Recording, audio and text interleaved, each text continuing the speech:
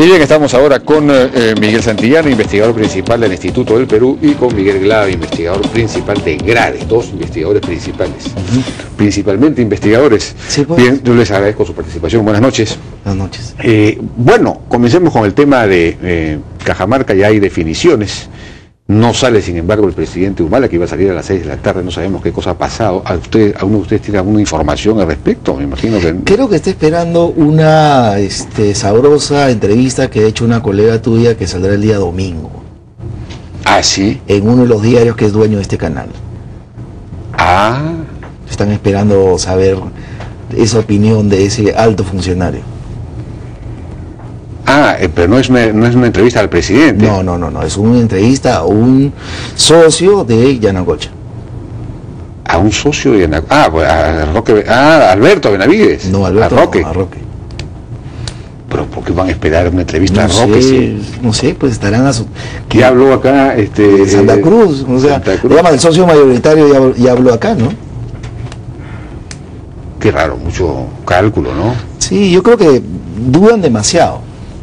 Sí, pues. Entonces, Yo he dicho en el comienzo que es estaremos ante un Hamlet político, o de repente es una consideración estratégica, yo no lo sé, de repente hay una evaluación que se ha hecho, no sé. Bueno, yo no conozco los detalles al interior del Ejecutivo, pero a la distancia uno podría especular que los resultados aparentemente positivos de lo que está ocurriendo en Espinar podrían ocupar un espacio protagónico de una señal, ¿no?, favorable sobre la política del Ejecutivo y el desgaste que significa la movilización en Cajamarca, pero en realidad sorprende que, a pesar que el Premier creo que fue quien anunció que se iba a dar un comunicado oficial y hoy día se dijo que a las 6 de la tarde iba a haber una información, no se haya dado, ¿no? Ahora, claro, aquí la pregunta es qué va a pasar, ¿no?, de ahora en adelante. La posibilidad del diálogo aparentemente sigue cerrada, ¿no? Un diálogo técnico que tendría que ser, bueno, en realidad ya la decisión está tomada, hay en fin, legalmente la cosa ya estuvo aprobada desde el comienzo, con la aprobación del estudio de impacto ambiental, el peritaje luego y todo lo demás. Uno se pregunta para qué podría servir un diálogo. De todos modos, siempre es bueno, pues, si es que fuera posible. Pero vamos a dialogar con Santos, supuestamente. Claro, tendría que ser con Santos. Saavedra... No, saber es imposible. En todos los idiomas ha dicho que no. Marco Arana también dice Conga no va, él tiene una protección pues divina, él ha visto, pues, ha conversado con Dios y decide que no va a Conga. Pero la autoridad electa, que es Santos, ahora pide una reunión. También lo que me sorprendió... Pero hoy día Santos ha dicho que, porque aparentemente le han respondido que quien se reuniría con él sería el ministro Cornejo. El ministro Cornejo. Y él ha dicho que no, con Cornejo no se puede reunir con alguien que ejecuta solamente el 16% de su presupuesto. La respuesta no deja de ser graciosa, ¿no? Ahora, Jaime, yo creo que... 18%, perdón. Sí. Yo creo que el diálogo central y fundamental no gira alrededor de la viabilidad del proyecto Conga, ¿no? Yo creo que es un diálogo mucho más estratégico, que es el tema de los roles y funciones que juegan los gobiernos regionales para tomar decisiones respecto a inversiones estratégicas en sus territorios, ¿no? Yo creo que el Estado peruano no ha sido capaz de tomar una decisión sobre esas funciones de los gobiernos regionales y locales, ¿no? La verdad de perogrullo sobre el ordenamiento territorial y la zonificación ecológica y económica, más allá de qué significa cada uno de estos instrumentos, si es viable, si hay suficiente información, no vamos a discutir eso, pero lo que es evidente es que no queda claro cuáles son las funciones de los gobiernos regionales en este proceso, al extremo que cuando hay esta crítica a la zonificación de Cajamarca y el Ministerio del Ambiente de la administración anterior observa y hay incluso una propuesta, una norma para centralizar o recentralizar este instrumento, el nuevo gobierno con Humala, Giesecke y ahora con Manuel Pulgar no han tomado una decisión, no han tomado una definición. Entonces yo creo que el diálogo estratégico, no solo con Santos, sino con el conjunto de los gobiernos regionales, gira alrededor de cuál es el rol que deben jugar estos gobiernos en la definición del aprovechamiento del territorio. Y eso es un tema que va mucho más allá de la minería. O sea, tiene que ver con el conjunto de actividades económicas, o sea, Inambari en Puno, la carretera Puerto Esperanza, Iñapari, Madre de Dios, Ucayali, Paquetzapango en Junín. Bueno, ese suspendió ese proyecto. Bueno, plantas de harinas de pescado en Arequipa, en Ica. Entonces, Manuel, yo creo que ahí hay un conflicto y constitucionalmente no ha sido definido. Lo que tú estás diciendo tiene que ver desde el punto de vista técnico muy cierto, es verdad. Pero yo creo que hay algo más allá que tiene que ver con la persona del presidente de la República. Es que una cosa dijo cuando fue candidato y otra cosa está ejecutando cuando es presidente. Yo creo que la gente que votó y confió en él espera una explicación de su boca, o sea, no un Twitter, no un ministro, no su señora, él, señor Ollanthumala Tazo, le debe una explicación a sus votantes de las razones de fondo de por qué cambia era un discurso de candidato a un discurso de presidente. Entonces yo creo que eso se merece todos los votantes del país. O sea, más allá de la discusión técnica que tú has planteado. ¿Ese es el mensaje que él debería dar y que todavía no está dando? No está dando, o sea... Mejor dicho, es el que iba a dar ahora, el que debió dar ahora a las 6. Mira, yo creo ese debería ser el contenido de ese mensaje. Yo creo que él debe una explicación a sus votantes de por qué está tomando decisiones y por qué, siendo ya una autoridad electa, va a esta reunión en Hawái y se sorprende que todo el mundo apoya al Perú, lo felicite por el manejo macroeconómico. Que vaya al Parlamento Europeo la semana pasada y diga, yo no creía en TLCs, ahora sí creo en TLCs. Entonces, como que él debe explicar a la gente cómo él en el poder ha ido aprendiendo cosas. Él debe explicar, de acuerdo, también lo hemos dicho acá. Ahora, hecho eso, no sé si será suficiente, sin embargo, porque en la zona misma, no tanto en Cajamarca, en la ciudad de Cajamarca, que son pequeños grupos muy agresivos, ¿no? Ahí están las rondas urbanas que maneja Saavedra, está pues los estudiantes bolivarianos de la universidad, son grupos que hacen mucho lío, pero la ciudad funciona normalmente casi. Sin embargo, en la zona de Bambamarca, en Celendín, sí la resistencia está más asentada en las rondas, sobre todo, más que quizás en los campesinos en las rondas mismas. Y en los maestros, porque los maestros, porque ahí son más Pucallacta que que Patria Roja. Entonces, ¿eso cómo se va a manejar? No va a ser tan sencillo, ¿no? Habría que ir al mismo terreno a explicar cómo va a ser el proyecto, quién iría. El ministro Merino no tiene capacidad de comunicación. No sé, es que tienen una idea. Mira, yo no conozco la realidad microlocal de las comunidades alrededor del proyecto Conga, no podría opinar de manera informada, pero yo sí creo que el acumulado en términos de percepción que tiene la sociedad cajamarquina sobre Newmont y sobre Minera Yanacocha, yo creo que es un pasivo que se expresó en el rechazo al Cerro Quilish. Yo creo que estamos viviendo un retrasado y rezagado segundo capítulo del Cerro Quilish, ¿no? Quilish con porque acordémonos que el Cerro Quilish también tuvo este fenómeno de que el Estado retrocede ante una aprobación administrativa, ¿no? El Ministerio de Energía y Minas aprobó que se haga exploración. Claro. Y una vez que hubo la movilización hubo un retroceso y no me acuerdo exactamente los detalles que se declararon para poder cancelar esta autorización. Supuestamente y a partir de Cerro Quilish, el caso del proyecto estratégico de Newmont Buenaventura en Cajamarca está en tela de juicio, ¿no? Y yo creo que apostaron todas las baterías para el proyecto Conga. Lo de Cerro Quilish ocurrió en el año 2003, 2004. Entonces yo creo que han pasado 8 años y el proyecto ha apostado todas las baterías en el proyecto Conga y yo creo que no se ha reconstruido esa relación entre la empresa y la sociedad local, ¿no? Pero hace unos momentos tú has escuchado en la entrevista que le hizo Jaime al vicepresidente de Newmont para Sudamérica que él reconoce, o sea, tenemos un avance hoy. Antes eran mucho más cerrados en reconocer los errores que ellos habían cometido al integrarse a la sociedad cajamarquina, ¿no? Y eso me parece un avance. Y en realidad el mensaje que debe entender Yanacocha es que el proyecto Conga debe ser su nuevo contrato social con Cajamarca. Eso es lo que además se han dado cuenta, porque esto de agua primero, el problema de abastecer de agua. Sí, pero siguen habiendo nuevamente el debate estratégico mayor, ¿no? Es decir, no hay una visión territorial mayor, ¿no? O sea, uno no puede ver solamente el proyecto Conga, ¿no? O sea, tendríamos que discutir el proyecto Conga con el proyecto Galeno, con el proyecto Michiquillay y ver toda una visión estratégica de Selendín, Cajamarca, y eso es un debate que no le corresponde a Minera y Anacocha hacerlo, le corresponde al gobierno regional con el gobierno nacional. Y eso es lo que no se está definiendo, ¿no? Bueno, tenemos que ir, si me permiten, a una pausa.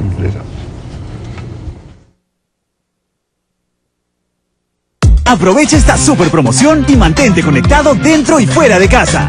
Contrata internet fijo más internet móvil desde 39 soles al mes. Conéctate en tu casa y donde estés. Pídelo hoy mismo. Claro, la red donde todo es posible. 2x1 en miles de casacas. Casacas y abrigos. Elige el tuyo. Solo en Oeste.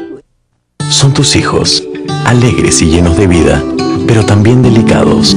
Por eso, con su salud, no vale la pena tomar riesgos. Panadol Niños es el analgésico más recomendado por los médicos en el Perú para el alivio del dolor y la fiebre. Porque tus hijos son lo más importante en tu vida, confía siempre en Panadol Niños.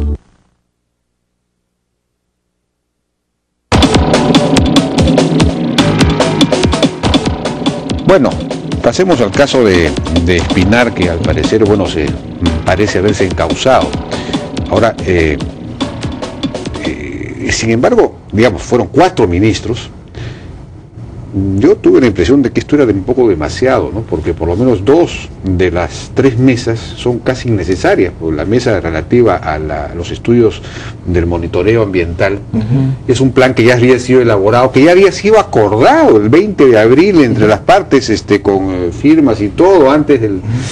Es una cosa ya de técnicos, de que aplicarlo junto con la gente, con la población, en fin. O sea que eso es una cosa que no... ¿Para qué diálogo sobre eso? No sé.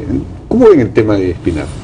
Bueno, yo creo que en primer lugar hay que saludar que haya un esfuerzo de coordinación a nivel de gobierno regional, gobierno provincial y poder ejecutivo, ¿no? Nuevamente, volviendo al tema de definiciones políticas estratégicas, yo creo que se nombre una mesa de diálogo con representantes de los 3 niveles de gobierno me parece que es una noticia muy positiva. Creo que el comportamiento del alcalde de Moyohuanca después de la salida de su prisión, a todas luces a mí me parece que discutible, ha sido un comportamiento muy moderado y constructivo. Que ha servido, porque ha reflexionado en la prisión. Está mucho más moderado. Pero más allá de lo que uno opine sobre si fue justo y apropiada la prisión, yo creo que el comportamiento de Moyohuanca yo creo que es digno de saludar, ¿no? Y creo que hay que estar atento a su evolución. Pero también no hay que perder de vista que el caso de Espinar es un caso sui generis porque hay una empresa que ha estado asignando recursos en diferentes frentes de negociación, ¿no? Porque el convenio marco es uno de varios frentes de negociación que abrió la empresa Extrata en la provincia de Espinar. BHP. Bueno, que abrió en realidad BHP Billiton en su momento y que Extrata asumió una vez que lo compró después del espinarazo, ¿no? Entonces ahí yo creo que, como hemos comentado en otros momentos, si bien muchos ven el convenio marco como una gran innovación positiva, yo creo que tiene un elemento que puede explicar mucho de estos movimientos sociales, que es que de alguna manera se está poniendo por delante el tema monetario del 3% o el 30% o el 8.000% antes que el tema de la planificación del desarrollo local, ¿no? Entonces, uno de los elementos que a mí me preocupan mucho es cómo los recursos que se canalizan vía el convenio marco o vía la mesa de desarrollo, que es el nuevo nombre que tiene la vieja mesa de diálogo, o vía el aporte voluntario, que es el fondo minero, están articulados en un plan de desarrollo provincial. Entonces, el gran desafío que tienen en Espinar es cómo se articulan todos estos recursos en un solo plan de desarrollo.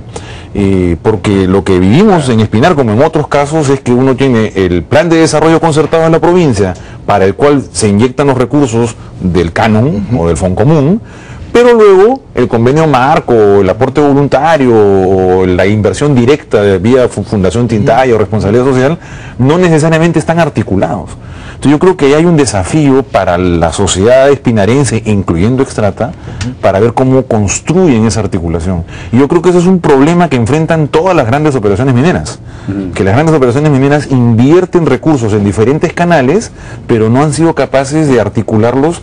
En parte por la falta de capacidad de gestión de los gobiernos locales, sí, pero en parte porque también hay un apuro por seguir andando en un proyecto que ya está en operación, o un apuro por facilitar... El convenio marco ejecutó todos sus fondos. El gobierno regional, el gobierno local, la municipalidad, tiene atrasos muy grandes. Pero es que el convenio marco no pasa por el SNIP, acordémonos el espinarazo del 2005, el convenio marco, acuérdense el espinarazo del 2005. Pero te lo explico, pues, hay un tema que es bueno que la opinión pública sepa, o sea, el convenio marco para los primeros 5 años te da $1,5 millones o 3%, cualquiera que la cifra sea mayor. Siempre fue 3%. O 1,5 millones, eso dice para los primeros 5 años. Sí. De ahí era 3%.